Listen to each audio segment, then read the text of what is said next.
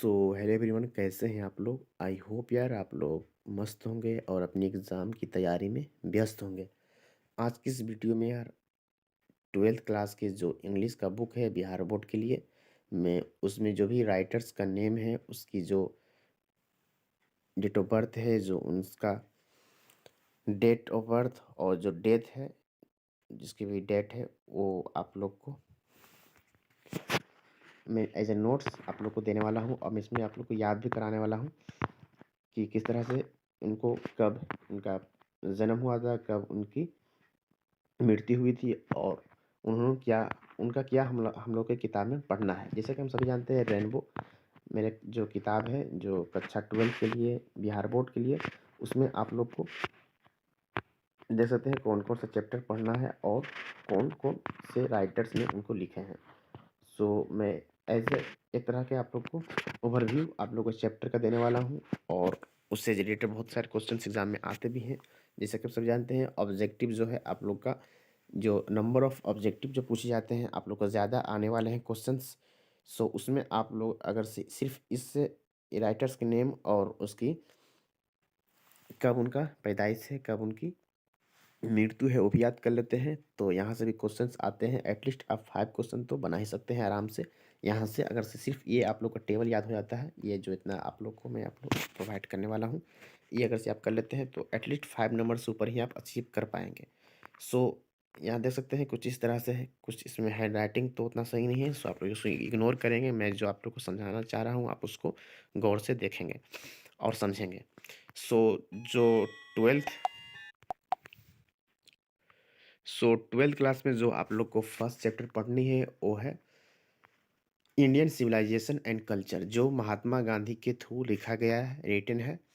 और जो महात्मा गांधी ने इसको लिखा है, इंडियन सिविलाइजेशन एंड कल्चर, वो एक ऐसे है। और महात्मा गांधी की बात करें तो इनकी जो डेट ऑफ बर्थ है, यानी कि जो पैदाइश है इनकी, जो 1869 है, और इसका डेथ जो है 1948 में हुआ। ये हम सभी जानते हैं। लेकिन इसमें इम्पोर्ट क्वेश्चन किस तरह से आते हैं, मैं आप लोग को पहले बता देता हूँ। जैसे पूछ सकता है, who rode the Indian civilization and culture, यानी कि इंडियन सिविलाइजेशन एंड कल्चर किसने लिखा। तो ये तो आप सभी जानते हैं, महात्मा गांधी ने। उसमें ऑब्जेक्टिव में आप लोग को दिए रहेंगे महात्मा गांधी, डॉक्टर जाकिर हुसैन, मनोहर मारगांवकर, फिर मार्टिन लूथर किंग जूनियर। आप लोग को जो सुटेबल मिलेगा आप उसको उस पर टिक करेंगे। और ये भी पूछ सकता है कि वेन महात्मा गांधी बोर्न, यानी कि महात्मा गांधी कब पैदा हुए, तो वो भी आप लोग को देख सकते हैं। 1869 में आप लोग को जो महात्मा गांधी पैदा हुए हैं। फिर आप लोग को क्वेश्चन इस प्रकार ही पूछते हैं कि जो महात्मा गांधी का इंडियन सिविलाइजेशन कल्चर है, वो किस टाइप का है, यानी which type of Indian civilization culture, तो किस टाइप का है, एक ऐसे है। आप लोग को पूछ सकता है। आप लोग को ऑप्शन भी दिए रहेंगे कि इंडियन सिविलाइजेशन कल्चर इज ऐसे, स्पीच, स्टोरी, इस तरह से आप लोग को ऑप्शन में दिए रहेंगे। आप लोग इंडियन सिविलाइजेशन कल्चर क्या है, एक ऐसे है, ये भी लिख दिया गया है, आप यहाँ से देख सकते हैं। फिर यहाँ से दूसरा नंबर जो पढ़ना है वह है भारत इज माई होम, जो डॉक्टर जाकिर हुसैन का लिखा हुआ है, एक स्पीच है।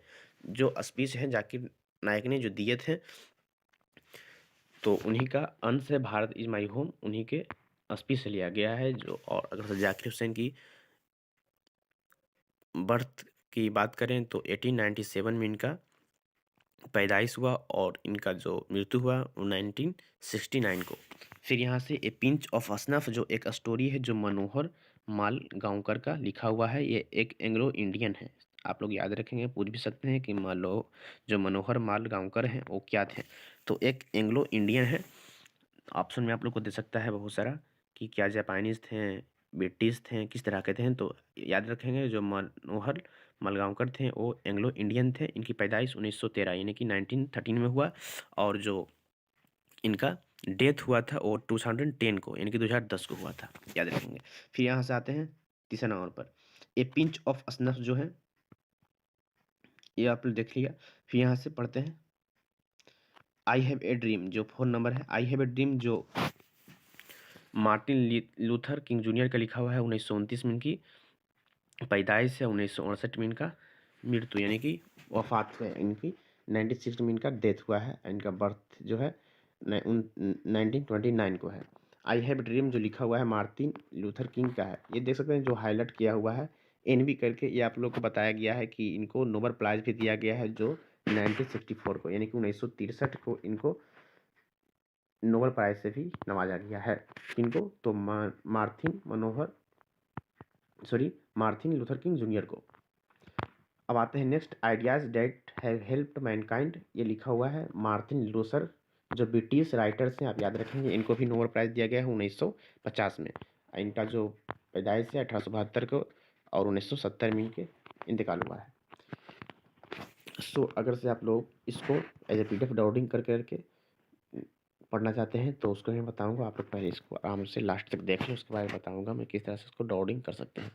फिर नेक्स्ट है द आर्टिस्ट स्टोरी है सीगा नोया का, जापानीज राइटर हैं, 1883 को पैदाइश हुआ है इनका, 1971 में इनका मृत्यु है। फिर ए चाइल्ड इज बोर्न है जर्मन ग्रीड का, जो 1939 को इनकी पैदाइश है, ये भी अभी जिंदा है, यानी कि अलाइव है। How free is the press, एक ऐसे है जो डोरोथी एल सायर्स, जो ब्रिटिश शायर है उनका लिखा हुआ है, ब्रिटिश एसेइस्ट हैं जो डोरोथी एल सायर्स। 1893 को इनका बर्थ है और 1957 को इनकी डेथ हुई है। फिर द अर्थ एक स्टोरी है, H.E. बेट्स का लिखा हुआ है, इंग्लिश में, एक ब्रिटिश राइटर हैं, स्टोरी राइटर हैं। द अर्थ उन्होंने लिखे हैं, जो इनकी बर्थ है 1905 को हुआ है और इनका डेथ 1974 को। फिर यहाँ से देख सकते हैं Indian through travellers eyes, Pierce इस बक का लिखा हुआ है, इनको भी नोबेल प्राइज़ 1929 यानी कि 1938 को दिया गया है और 1892 को इनके बर्थ हुआ है और 1973 को इनका डेथ हुआ। नेक्स्ट देख सकते हैं ए मैरिज प्रपोजल ड्रामा है, जो एंटोन चेकोव का लिखा हुआ है, जो रशियन राइटर है। एक ड्रामा ए मैरिज प्रपोजल आप लोग पढ़े होंगे, बहुत ही इंटरेस्टिंग इसका स्टोरी है, ड्रामेटिस्ट स्टोरी। 1860 को इनकी बर्थ है और 1904 को इनका डेथ हुआ है। फिर पढ़ते हैं ए स्विच, यहाँ से आप लोग का जो पोस्ट सेक्शन है वो आप लोग का समाप्त होता है, यहाँ तक ए मैरिज प्रपोजल है, उसके बाद शुरुआत होता है आप लोग का पोइट्री सेक्शन। देख सकते हैं यहाँ से पोइट्री सेक्शन का स्टार्ट है, यहाँ से मैं आप लोग को दिखाता हूँ। इसका नाम है sweetest love I don't not go. यहाँ आप देख सकते हैं sweetest love I don't not go, John Donne का लिखा हुआ है, एक मेटाफिजिकल शायर है। कौन? एक मेटाफिजिकल पोइट है। कौन? जॉन डोन, जिनकी जिनकी सिटीजनशिप है ब्रिटिश, यानी कि ब्रिटिश के रहने वाले एक जॉन डोन, जो मेटाफिजिकल पोइट हैं, उन्होंने लिखा है a sweetest love I don't not go, जो एक वंडरफुल लव लिरिक्स पोएम है क्या? Sweetest love I don't not go एक पोएम है, एक वंडरफुल लव लिरिक्स पोएम है, जिन्होंने ब्रिटिश एक poet, metaphysical poet John Donne लिखे हैं, जो 1572 में इनका बर्थ हुआ था और 1631 में इनका डेथ हुआ है। फिर नेक्स्ट जो दूसरा पोएम है, इसमें सॉन्ग्स ऑफ माई सेल्फ, एक यूनिटी का सिंबल है, यानी कि यूनिटी को दर्शाता है। सॉन्ग्स ऑफ माई सेल्फ जो वाल्ट विटमैन का लिखा हुआ है, अमेरिका के रहने वाले हैं वाल्ट विटमैन, जो 1819 यानी कि 1819 को इनका बर्थ हुआ है और 1892 को इनका डेथ हुआ। Now the lips are falling fast एक ऑप्टिमिस्ट पोएम है, जो W.H. वुडन के द्वारा लिखा गया है, एक एंग्लो अमेरिकन W.H. वुडन क्या है? पोइट है, जो 1907 यानी कि 1907 में इनका बर्थ है और 1973 में इनका डेथ हुआ है।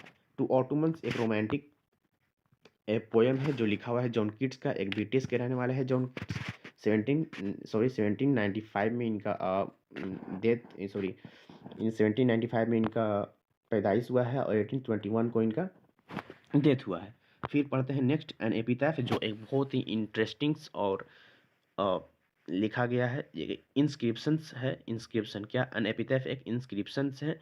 इसमें आप लोग को बेसिकली बताया गया है सुंदर के बारे में, कि सुंदरता आप लोग के लिए हमेशा नहीं रहने वाली चीज़ है, वो एक न एक दिन समाप्त हो ही जाती है।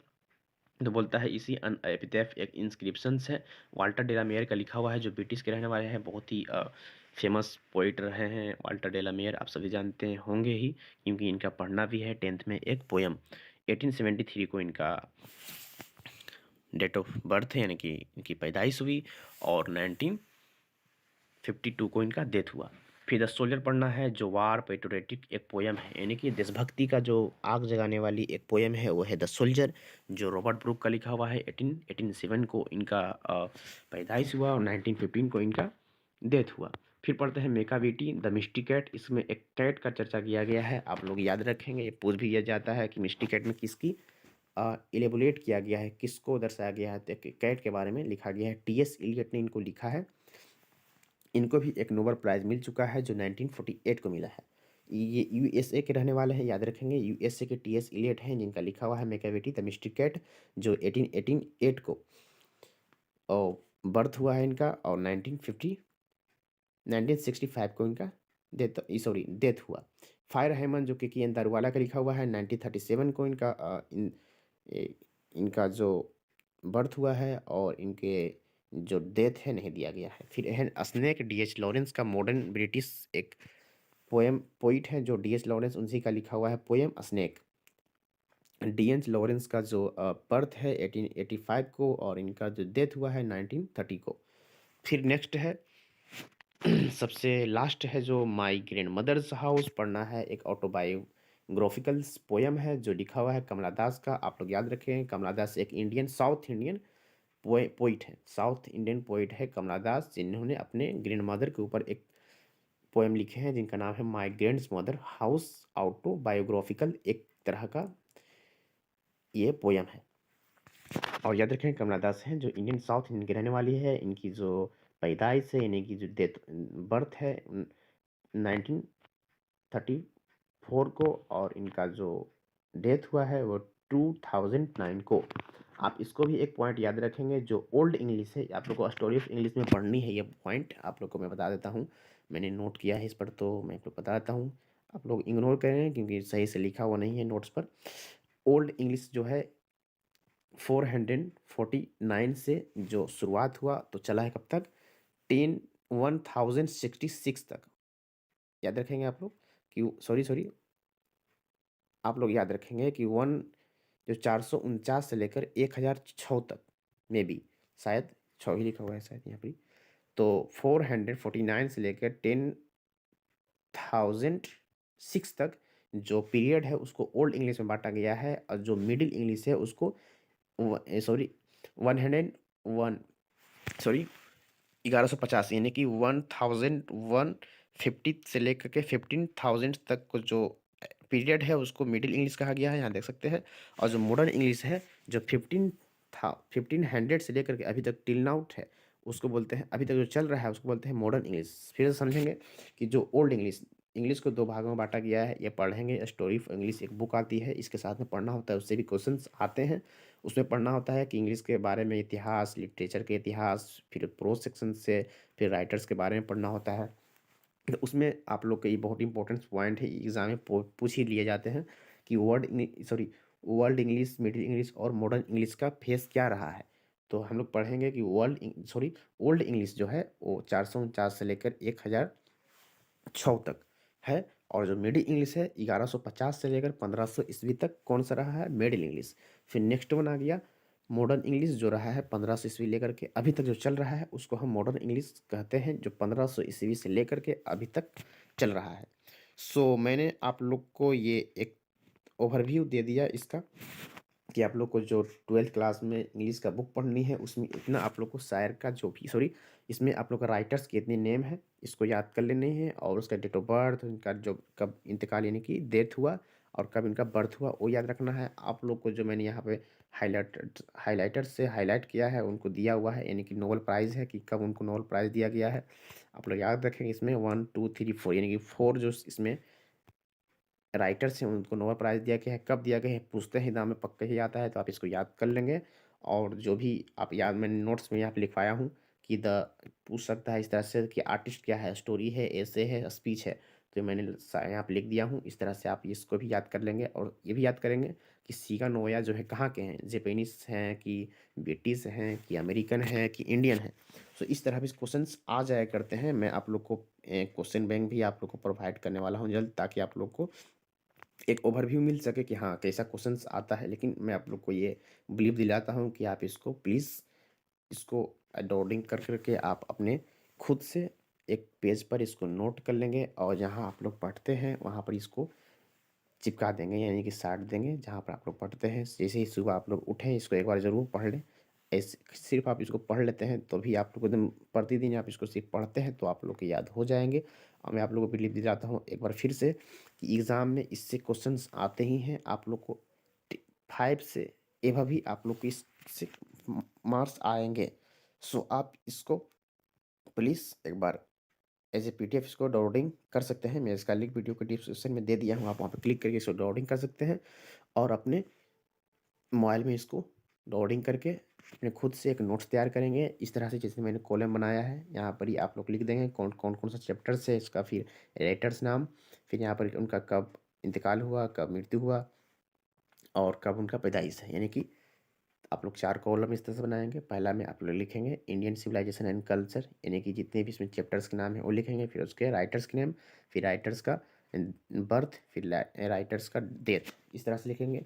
और नोबेल प्राइज़ वाला भी आप लोग मेंशन कर लेंगे। और जो यहाँ पोस्ट में आप लोग देख सकते हैं लिखा हुआ है स्टोरी, ऐसे ये भी लिख लेंगे आप लोग। और राइटर्स के बारे में भी आप लोग सिटीजनशिप यानी कि याद रख लेंगे कहाँ के हैं, वाल्टर व्हिटमैन कहाँ के हैं, एंटोन चेखव कहाँ के हैं, एबोट ब्रूक कहाँ के हैं, टी एस इलियट कहाँ के हैं, के एन दारूवाला कहाँ के हैं। इस तरह से आप याद करते हैं तो आप लोग की तैयारी हो सकती है। अगर से आप लोग को इंग्लिश पढ़े होंगे तो मैंने जितनी भी बात बताई हैं सो आप लोग ज़रूर कुछ ना कुछ समझे ही होंगे। सो आई होप आप लोग की वीडियो पसंद आई होंगी इतनी। अगर से आप लोग यहाँ तक देख चुके हैं तो आप सच में आप सीरियस हैं एग्ज़ाम के लेकर के, तभी आप लोग ने इतनी लंबी लेक्चर को सुना और समझा। सो आई होप आप लोग को ये वीडियो पसंद आई होगी। वीडियो पसंद आई है तो आप लाइक करें और अपने फ्रेंड के भी शेयर करें। और कोई भी क्यूरीज हो, कोई भी किसी तरह की टॉपिक पर आप वीडियो चाहते हैं तो कमेंट करें, मैं उस पर बनाने की कोशिश करूँगा।